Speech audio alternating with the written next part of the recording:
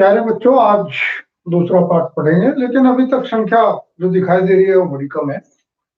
8-10 ही बच्चे आए हैं, तो अपनी अटेंडेंस आप लगा दें यूट्यूब पे नाम लिख के, जैसे कल लगाई थी आपने। और अभी तक 8 ही बच्चे आए हैं, तो और 2-4 जुड़ जाए तो मैं तभी डिस्कस करना शुरू करेंगे, क्योंकि बड़ा इंपॉर्टेंट पाठ है। पाठ जैसा कि बताया, पुष्पी पादपों में लैंगिक जनन, और कल भी इसके बारे में थोड़ी सी आउटलाइन बताई थी कि लैंगिक जनन पुष्पी पादपों में किस प्रकार से होता है। पुष्पी पादपों में लैंगिक जनन का जो तरीका है, लैंगिक जनन का मतलब है कि दो विप्रियासी गैमेट्स, विप्रियासी का मतलब विपरीत, अलग अलग सेक्स के, डिफरेंट सेक्स के, जिसमें नर के लिए इसमें पुंकेसर होता है और मादा के लिए जायाम होता है। तो पुंकेसर और जायाम का सम्मिलन परागण कहलाता है, और परागण के बाद जब निषेचन की क्रिया होती है, तो निषेचन की क्रिया में भ्रूण का विकास होता है। और भ्रूण एक बीजपत्री पौधों में अलग तरीके से बनता है, द्विबीजपत्री अलग तरीके से बनता है। आपके कोर्स में द्विबीजपत्री पौधों में भ्रूण का विकास है। अब शायद 9-10 बच्चे आगे हैं, तो थोड़ा सा और आगे बढ़ाते हैं, क्योंकि बच्चे डूबते चले जाएंगे। जिनका पीछे रह जाएगा वो रिवर्स करके देख लेंगे, समय भी जाया ना हो और काम भी होता रहे। तो अब हम डिस्कस करेंगे द्विबीजपत्री भ्रूण का विकास। अभी बताया मैंने कि भ्रूण उद्भव कैसे होता है, अर्थात निषेचन के बाद, परागण के बाद, निषेचन होने के बाद भ्रूण का उद्भव होता है और उसका डेवलपमेंट होता है। तो भ्रूण का विकास, द्विबीजपत्री भ्रूण का विकास। द्विबीजपत्री भ्रूण का विकास। द्विबीजपत्री भ्रूण के विकास के बारे में बताया था मैंने कि किस तरह से द्विबीजपत्री भ्रूण का विकास संपन्न होता है। तो उसमें सबसे पहले बात यह है कि सबसे पहले मैन्सस्टीन ने क्रूसीफेरी कुल के पौधों में, साइंटिस्ट थे मैन्सस्टीन,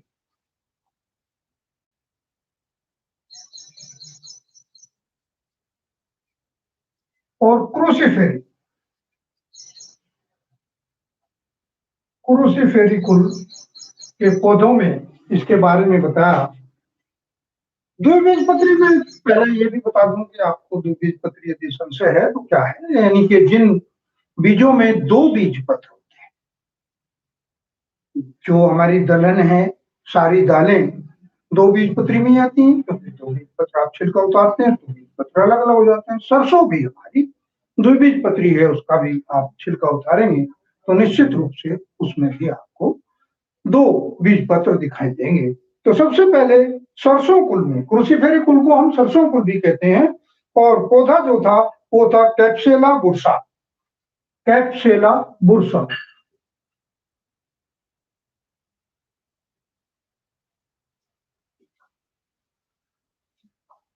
कैप्सेला बुर्सा में मैन्सस्टीन ने सबसे पहले इस भ्रूण का विकास का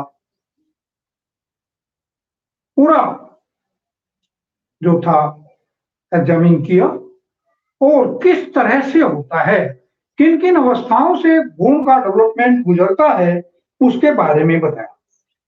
सबसे पहले जो युग्मनज गैमेट्स बनता है, उसके चारों ओर एक सेलुलोज की भित्ति बढ़कर के, अभी चित्र बनाएंगे आगे चलेगा, भित्ति बढ़कर के थैले के आकार का रूप ले लेती है, उसको कवर कर लेती है उसके चारों ओर, और उसके बाद उसमें जब जैसे ही वो कंप्लीट होती है आउटर कवर, उसके बाद उसमें अनुप्रस्थ विभाजन शुरू हो जाता है, ट्रांसवर्स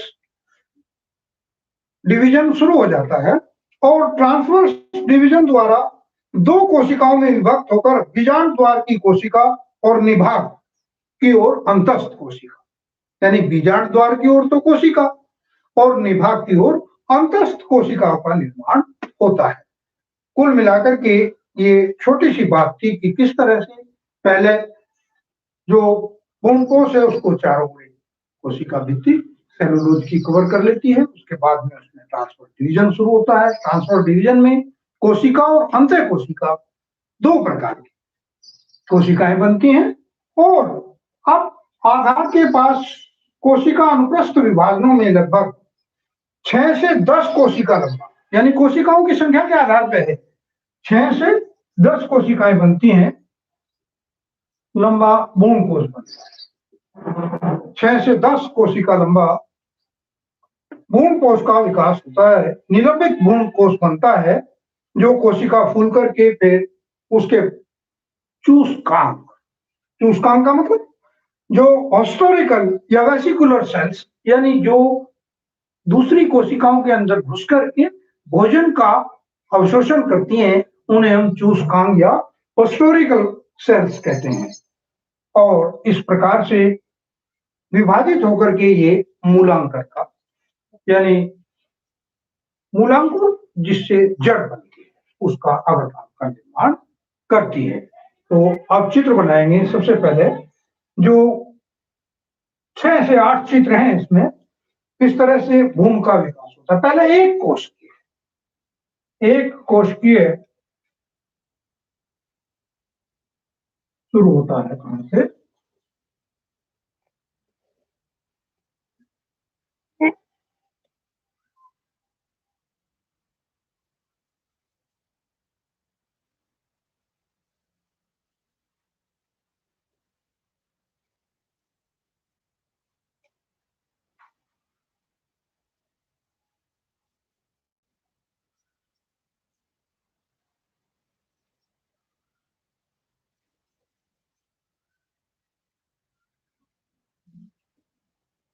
भ्रूणीय कोशिका, ये होती है भ्रूणीय कोशिका।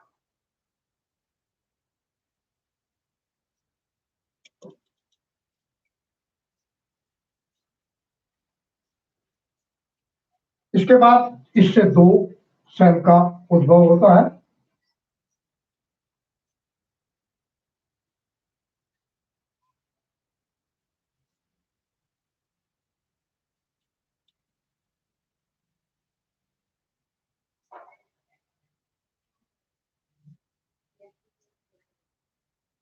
इसमें एक निलंबित कोशिका, निलंबक कोशिका और दूसरी भ्रूणीय कोशिका। ये भ्रूणीय कोशिका है और जो दूसरी है वो है निलंबक कोशिका।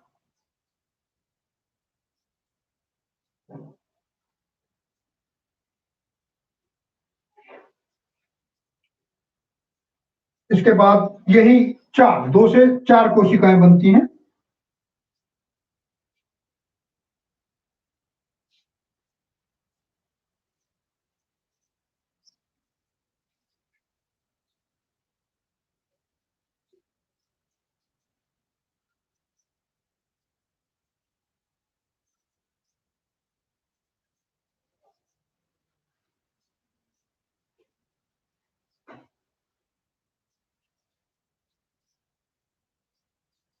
चार कोशिकीय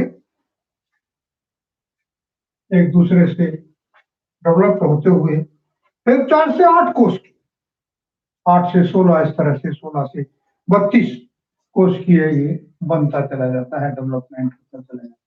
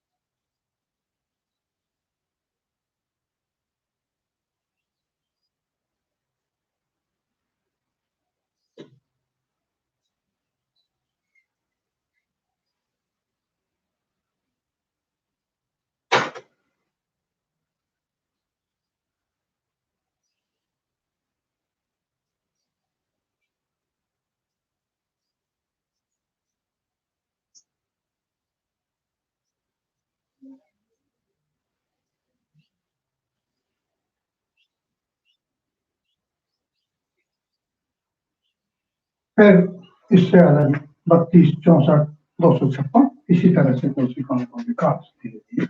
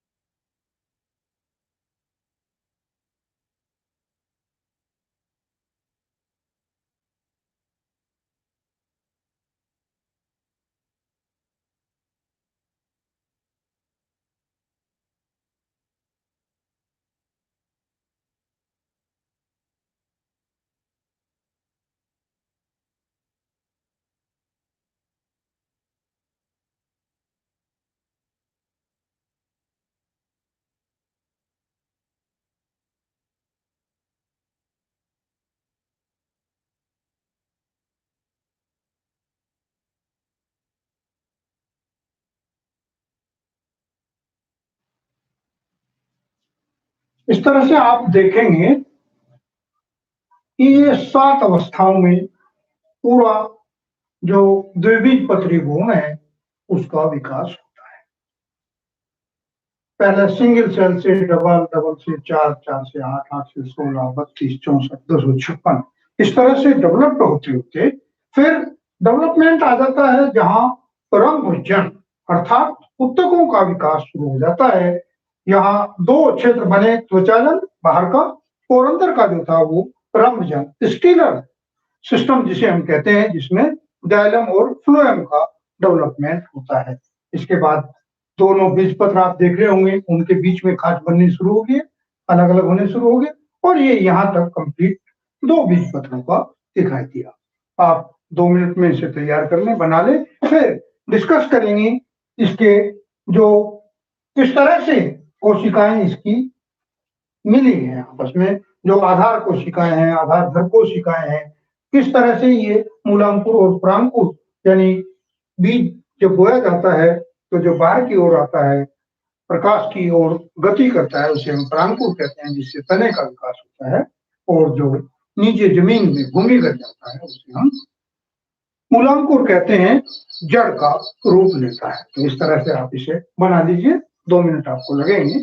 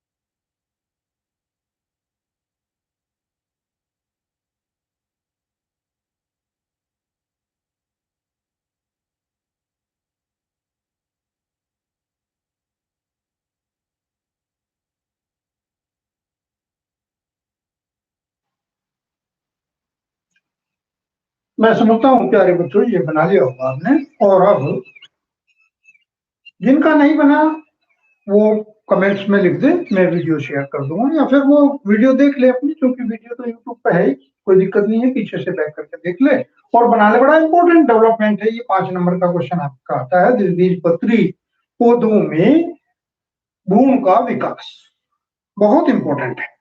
एक बीजपत्री का आपके कोर्स में नहीं है तो उसे नहीं बताएंगे।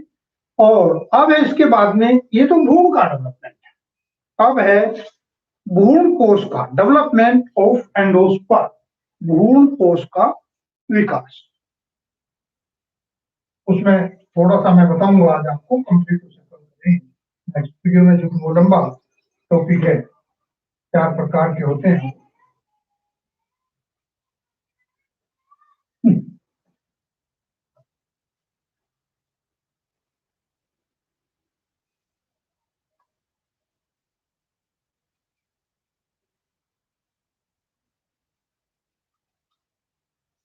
डेवलपमेंट ऑफ एंडोस्पर्म या भ्रूण कोश का विकास।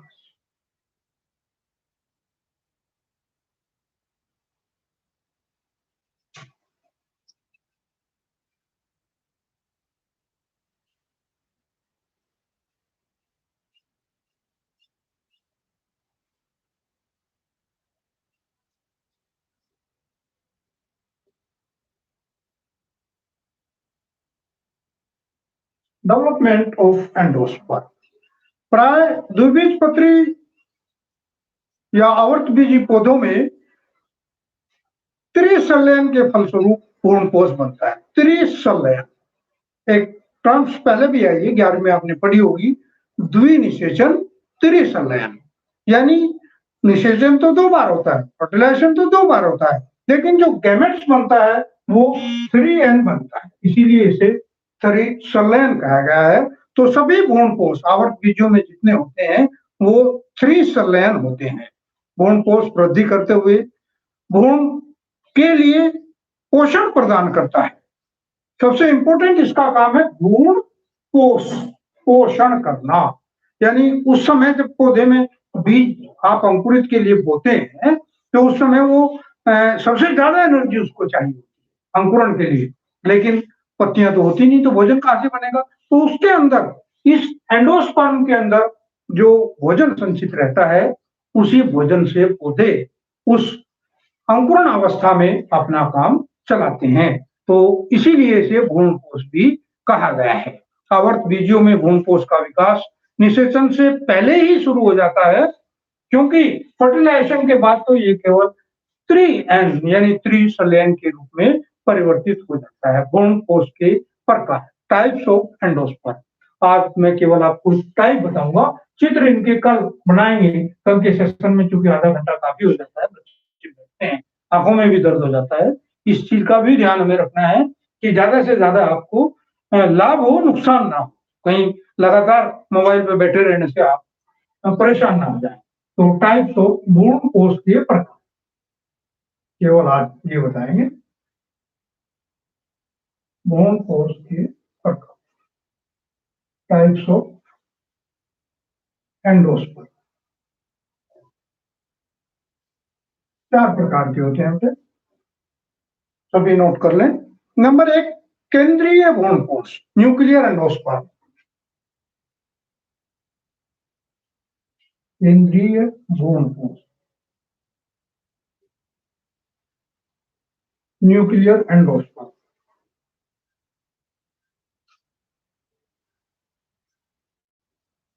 नंबर 2, माध्यमिक भ्रूणपोष, माध्यमिक।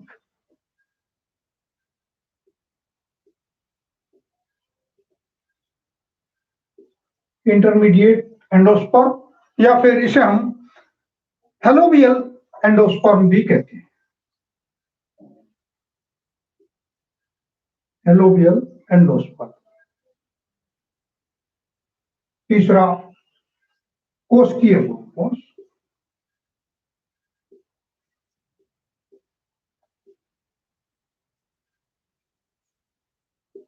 यानी इसे हम सेलुलर एंडोस्पर्म के नाम से जानते हैं।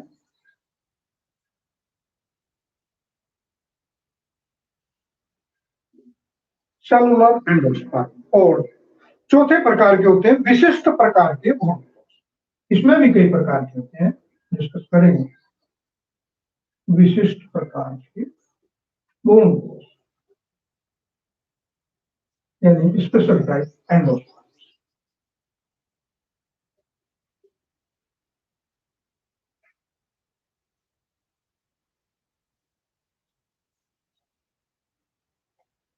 स्पेशल टाइप एंडोस्पर्म 4 प्रकार के होते हैं। कल इनका डायग्राम बना करके कल के सेशन में विस्तार से मैं समझाऊंगा। आज काफी टाइम हो गया है, मैं समझता हूँ कि जितना हमने आज बताया है आप लोग ऐसा महसूस कर रहे होंगे कि मैं बिल्कुल बोर्ड पे क्लासरूम में आपको पढ़ा रहा हूँ, और इसी तरह से क्लासरूम में भी पढ़ाया जाएगा। तो सबसे पहले तो इम्पोर्टेंट ये है कि आप लोग 10 बजे उपस्थित हो जाएं और अपनी हाजिरी लगवा दें, ताकि 5-7 मिनट जो हमारे जाया होते हैं वो ना हो। लेकिन ये सुविधा मिलेगी उन्हीं बच्चों को जो सब्सक्राइब करेंगे चैनल। तो अभी कुछ बच्चे 18-20 बच्चे ही हैं मेरे ख्याल से जिन्होंने सब्सक्राइब कर रखा है, वही देख भी रहे हैं, मेरे पास संख्या आ रही है। तो आप लोग जिन्होंने सब्सक्राइब नहीं किया, सब्सक्राइब कर लें। ये सेशन अब लंबा चलेगा, मैं आपको कोशिश करूंगा कि 15-20 दिन में आपको ये पूरी की पूरी यूनिट बहुत अच्छी तरह से समझा दूं। आगे भी 1-2 चैप्टर आपका हो जाए, ताकि आपको फिर आगे स्कूल खुलने पर कोई दिक्कत ना आए। आपका बायोलॉजी का कोर्स बहुत ज्यादा यहीं तक खत्म हो जाए। धन्यवाद, कल मिलेंगे। जिन्होंने सब्सक्राइब चैनल नहीं किया है वो चैनल सब्सक्राइब जरूर कर लें। वीडियो को यदि देखना है, कोई दिक्कत आ रही है तो पीछे से फिर दोबारा रिपीट करके देख। धन्यवाद। कल 10 बजे ध्यान रखना।